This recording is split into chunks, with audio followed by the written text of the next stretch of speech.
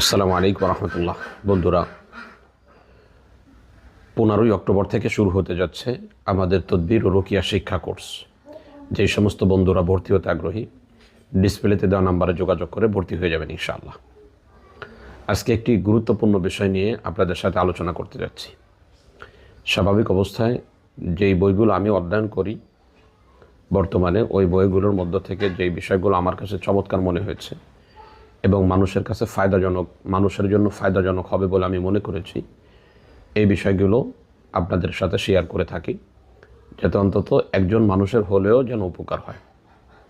তো সকালে সেই বিষয়টাই সামনে রেখে অধ্যয়ন করতেছিলাম। আকামুল মারজান ফি আহকামিল জান নামে একটা কিতাব রয়েছে, নির্ভরযোগ্য একটা কিতাব। এই কিতাবটি অধ্যয়ন করতেছিলাম। তো করতে করতে একটা হাদিস আমার সামনে আসলো। বিষয়টা আমার মনে হলো যে সকলের সাথে শেয়ার করা দরকার। এখানে তিনি লেখছেন, আল বাবুত তাসে ফিমা ইয়ামনামু শায়াতিন মিনাল মাবিত বি মানাজিলিল ইনসান।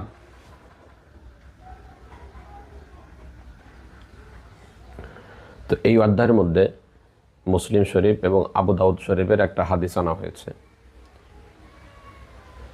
অর্থাৎ এই অধ্যায় নিয়ে আলোচনা করতেছেন ফিমা ইয়ামনামু শায়াতিনা মিনাল মাবিত বি মানাজিলিল ইনসান। মানুষের ঘরে শয়তানদের বসবাস থেকে এমন জিনিস যা বাধাগ্রস্ত করে। অর্থাৎ মানুষেরা যদি এমন কোনো কাজ করে যেই কাজটা করার ফলে জিন্নাতেরা আপনার ঘরে আর প্রবেশ করতে পারবে না।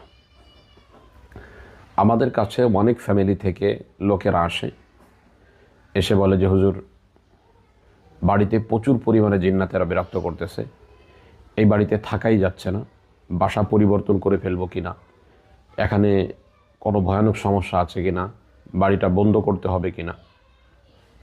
এবং আশ্চর্যের বিষয় হলো, আমরা যখন বন্ধ দিতে চাই তাদের বাড়ি, তো বন্ধ দেওয়ার জন্য তারা বহু পরিমাণে টাকা আমাদেরকে দেওয়ার জন্য রাজি হয়। কিন্তু আশ্চর্যের বিষয় হলো, নবীজির শেখানো এই ছোট্ট আমল, যেটা করলে আপনার ঘর জিন্নাত থেকে যত বড় শক্তিশালী জিন হোক তা থেকে মুক্ত থাকবে এবং ভালো থাকবে। শুধু আমলটা ফলো করলেই হবে। এটা না করার কয়েকটা কারণ। একটা কারণ হলো, হয়তো এই বিষয়টা নিয়ে মুজাকারাই হয় না আমাদের মধ্যে, অথবা আমাদের এই বিষয়টা জানাই নেই। এই জন্য আমি চিন্তা করলাম এই হাদিসটা আপনাদের সাথে একটু শেয়ার করি। জাবের রাদিয়াল্লাহু তাআলা আনহু থেকে বর্ণিত, তিনি বলেন, আন্নাহু সামিআ রাসূলুল্লাহ সাল্লাল্লাহু আলাইহি ওয়াসাল্লাম ইয়াকুল। তিনি নবী করিম সাল্লাল্লাহু আলাইহি ওয়াসাল্লামকে বলতে শুনেছেন, ইযা দাখালার রাজুলু মানজিলাহু, যখন কোনো ব্যক্তি তার ঘরে প্রবেশ করে, ফাযাকারা ইসমাল্লাহি ইনদা দুখুলিহি ওয়া ইনদা তুআমিহি, এই লোকটা যখন ঘরে প্রবেশের সময় এবং খানা খাওয়ার সময় বিসমিল্লাহ বলে, ক্বালা শাইতানু লা মাবিতা লাকুম ওয়া লা আশা, শয়তান তখন বলে যে তোমাদের এই ঘরে অবস্থান করা এবং খাওয়ার মতো কোনো সুযোগ নেই। ওয়া ইযা যাকারা ইসমাল্লাহি ইনদা দুখুলিহি, আর যখন আল্লাহর নাম স্মরণ করে প্রবেশের সময়, ওয়ালাম ইয়াজকুরহু ইনদা তুআমিহি, কিন্তু খাদ্যের সময় বিসমিল্লাহ বলে না।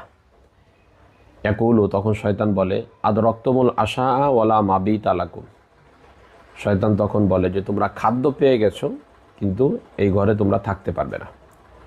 ওয়া ইযা লাম ইয়াজকুর ইসমাল্লাহি ইনদা দুখুলিহি, আর যখন প্রবেশের সময়ও বিসমিল্লাহ বলল না, খাওয়ার সময়ও বিসমিল্লাহ বলল না, তখন শয়তান বলে, আদরাক্তুমুল মাবিতা ওয়াল আশা, যে তোমরা রাতে থাকার ব্যবস্থা এবং খাওয়ার ব্যবস্থা তোমাদের জন্য হয়ে গেছে।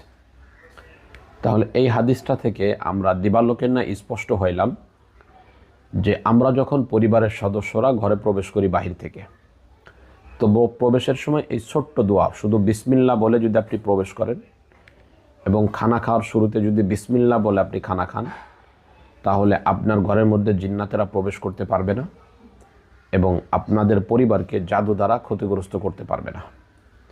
অর্থাৎ তারা আপনাদের কোনো কাজেই অংশগ্রহণ করতে পারবে না। তো এইটা দরকার হলো নিজেদের অন্তরে নবীজির কথার উপর পূর্ণ আস্থা আনা এবং ইখলাসের সাথে এই আমলটা করা। এই দুইটা কাজ যদি ভালোভাবে করা যায়, তাহলে আশা করা যায় আপনার ঘরে জিন্নাতেরা অবস্থান করতে পারবে না, আপনার পরিবারের কাউকে ক্ষতিগ্রস্ত করতে পারবে না এবং আপনাদেরকে জাদুগ্রস্তও করতে পারবে না।